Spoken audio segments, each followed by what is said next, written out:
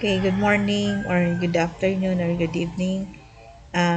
Tiwason lang ako ang ato ang discussion on rules of algebra of sets. So, I will start again with identity. So, ang identity, ang pasabot ani is there is any set nga iparisa nimo og null set, then union nimo sila, the result is still the set nga kapare sa null set. Then, for intersection, any set na intersect nimo with universal set. So, ang kapare sa universal set, mao na yung result. Okay, so that is for identity. So, it's the same as 1 times 0. No, 1 times 1 is 1. 5 times 1 is 5. So, identity, ug unsay gipare sa universal, mao ra gihapon ang result sa intersection. Kung sa union, ug unsay gipare sa null set, ang result gihapon mao to ang kapare sa null set. Is for identity. Now, for domination, meaning na ni dominate nga set. So, for union, ang mo dominate ani is the universal set. So, unsa may pasabot ana? A universal set, parisa nimo og any set, the result is still the universal set.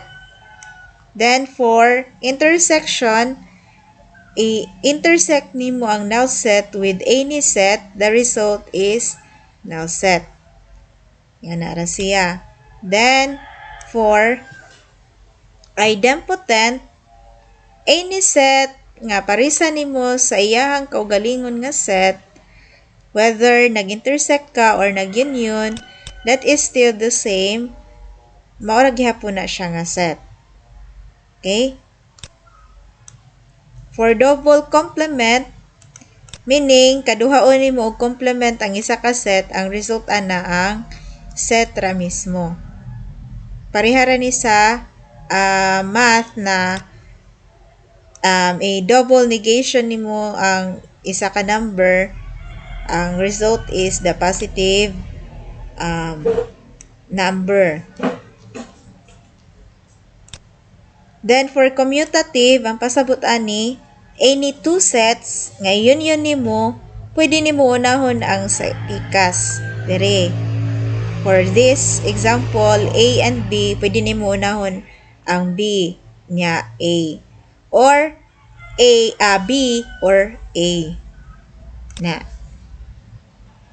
Same as intersection, pwede nimo mauna ang A then B or B intersection with A. Same ra na sila og result. Okay. Now for associative. So, mayon kag associative, take note of this. Moingon ra kag associative ni siya kung kaning naitulo ka sets unya same og operator gigamit. This example, union. So, A union, B union, C. Pwede nimo unahon og union si B ug C. Usa pa union sa A. Or, pwede nimo unahon og union ang A ug B, usa pa si C. Okay, so take note nga dapat same sila og operation or operator gigamit. Now, for intersection, maura gihapon. Dapat same sila og operator gigamit, then naitulo ka sets. So, pwede nimo unahon ang B ug C ug intersect usa si A. Then, A and B intersect usa pa si C. So, equal ra na sila result. Okay, so take note ha, ang associative dapat same og operator gigamit para ma-apply nimo ang associative. But here, in distributive na siya. In distributive nga law, kung kabantay mo, lahi-lahi og operator gigamit. A, intersection with B union C. So, unsaon man na siya pag-evaluate? That is, A intersection B, union with A intersection C. So, ing ani na siya result. Wala siya result. Then, if balihon na po nimo union ang nasa gawas na ang intersection sa sud. So, mo ni siya A union B intersection C. So, the result is A union B intersection with A union C. So, bali, ang kaning naa sa sud, pang-union mo sa A, then, ang tunga nila ana is the intersection. Okay? So, bantayi lang ang pattern. So, A, B, ug C, pwede ni siya pulihan og A ni set. Okay? So, nag-represent lang ni sila og sample nga mga sets. For absorption, usa may nakalahi sa absorption og distributive. So, take note, ang absorption, ang A, gibalik diri sa sud sa parenthesis. Diri, tulo kalahi-lahi nga mga sets. Okay? So, sa may result, ana, ang A naa sa gawas. Unya, ang A po diri nasa sud. So, kung ingana ang forma, A union with A intersection B. So, ang result ana is A.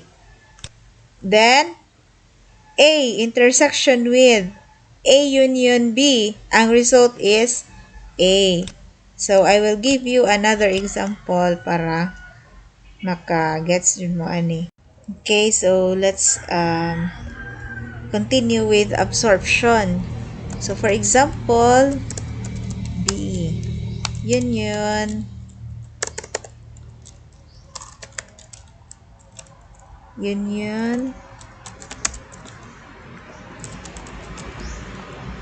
B A intersection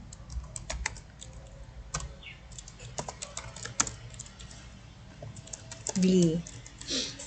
Okay, so what's the result for this? So, sa example na to, balik ko na to ang example kanina.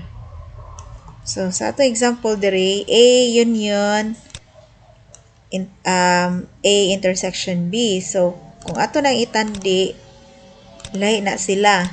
Kay ang A, mo'y nasa gawas, then napod sa sud. So, sa kani, ang B na nahitabo nga naa sa gawas ug nasa sud. And then, take note nga lahi sila og operator gigamit sa sud ug gawas sa parenthesis. So, we will use absorption for this, but the result is set B. Kay nga naman, ang set B man ang naa sa sud ug naa sa gawas. How about we exchange this? A. O, naapod na ang B diri. So, ang result, maura gihapon. Since, wala may mausab kung ibaylo ni silang duha, B ug A. Kay nga naman, we are using intersection operator. So, if you recall, natay gitawag og commutative nga pwede mabaylo-baylo ang duha nga gi-union or gi-intersect na. Pero kana ra pod silang duha. Pwede ra pod nga kani lahi man ni siya nga operator nya. Kani i-take nimo as 1, then kani nasud sa parenthesis i-take nimo as 1. So, mahitabuan na intahay unahon nimo ang kani, then union B, ang result ana B ra gihapon. Okay, so that is for absorption. Now we proceed to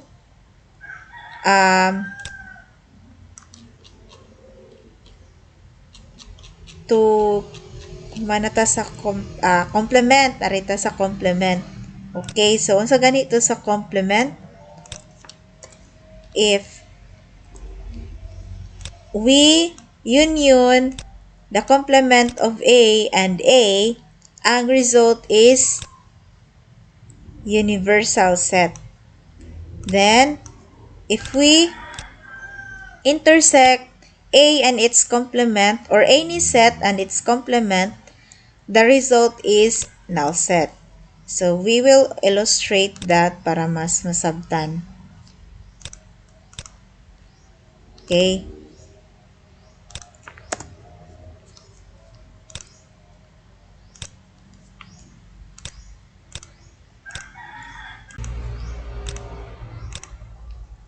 Okay, so for example, we have here our universal set which is inside the box.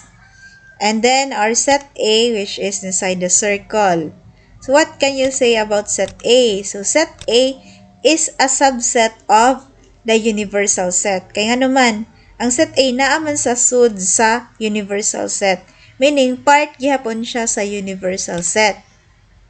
However, ang naa sa gawas sa set A nga part sa universal set, mo na sila gitawag nga not A. So, mo na sila ang complement sa A.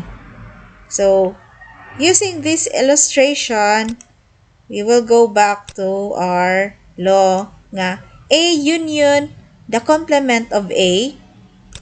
So, we have here a set or any set in union with its complement. So, kani siya, nasa sud sa circle, i-union nimo sa naa sa gawas, ang result is the whole universal set.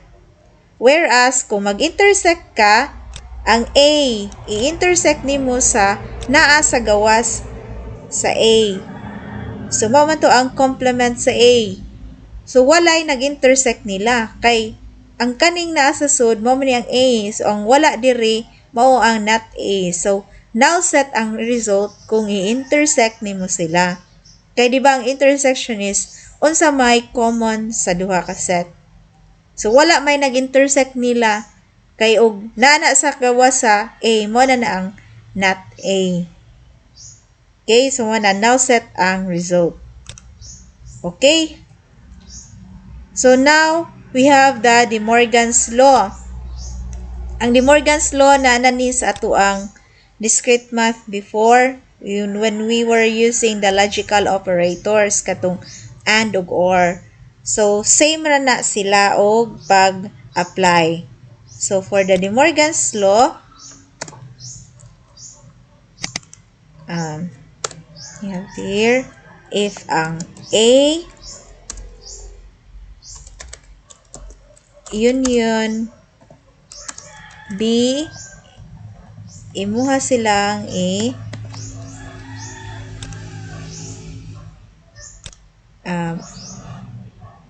i-negate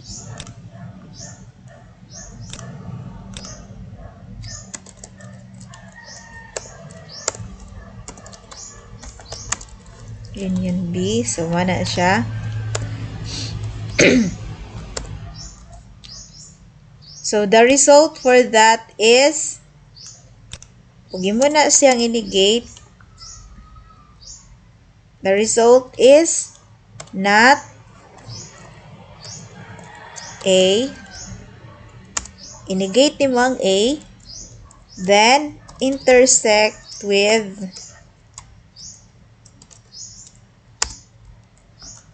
not B.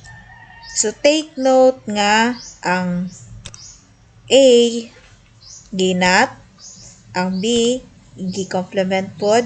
Then, take note of this ka ang union nahimo na ang intersection. If we would like to negate this whole operation kanina sa sud. Okay, so that is for De Morgan's. Another, kung intersection na po'y gamiton, dire, ang result na po are is union na. So, mo na siya sa De Morgan's Law. Now, we will apply this with the given. Okay, so, kani siya, kani nga given. Unahon nato ning kani.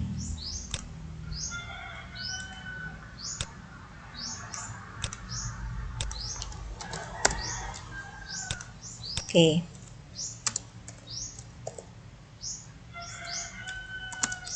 So, unsa may result ani? A intersection B minus A. So, since laylay man silang operator, we will use the um, we will not use the um, absorption here because it is not A. Then, kani A. We will just use the distributive law. Okay? So, A intersection with B minus A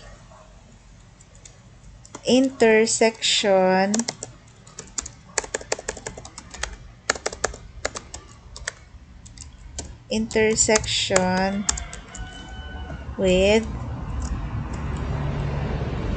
A. Okay, so anything that we can use here, that is A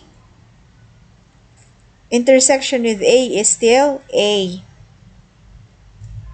Diba? So we can say that A intersection B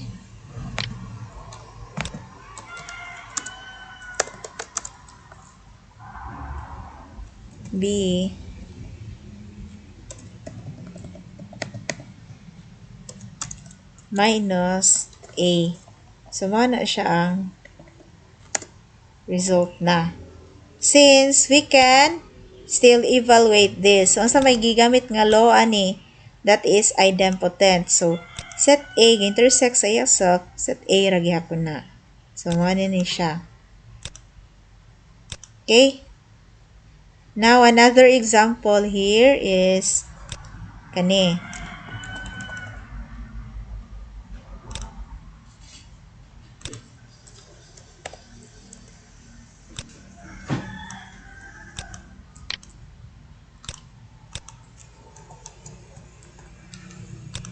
So, how do we evaluate this?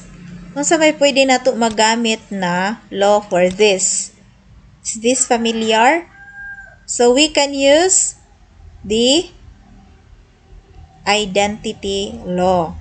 So, A union with a null set is still A.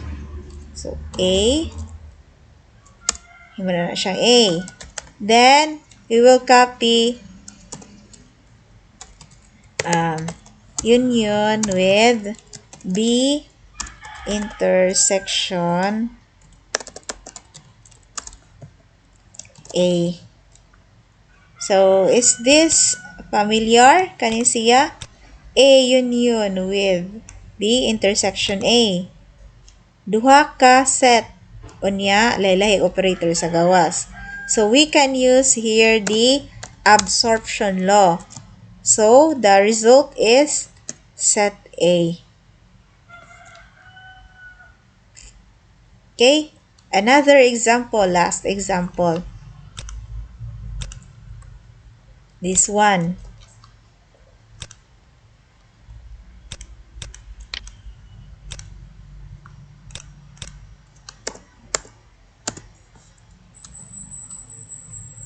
Okay, A union with not A union B. Pwede na to i-accent.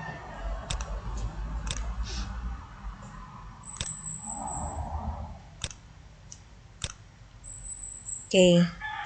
So, mana siya. So, what is the result? So, may unahon na to. We can use first this. We can evaluate first this one. Usa tamo gawas. Okay, so, not A. Lay saan na to? A union,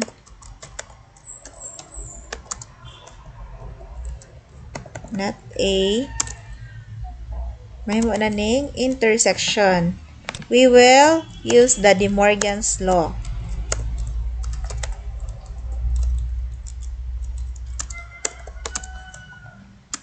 Not B.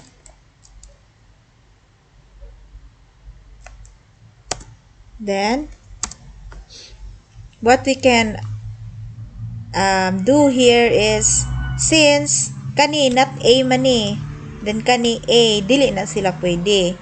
Dili ka kagamit og absorption here since lahi man ang not A ug A. So, di na siya ma-absorb. What we can apply here is the distributive law. So, we will distribute A, union with not A,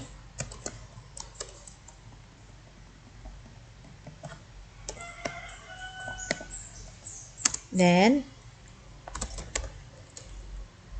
intersection with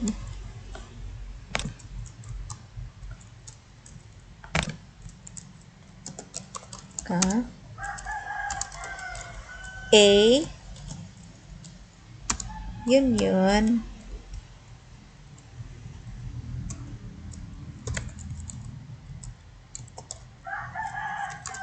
with not B.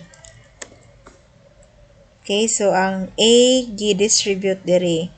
A union with not A intersect with A union with not B. So, another law that we can apply here is for A union with not A. So, sa may result, ana, is the universal set. Okay, so, universal set, intersection, kapion na nimo ang sunod, with A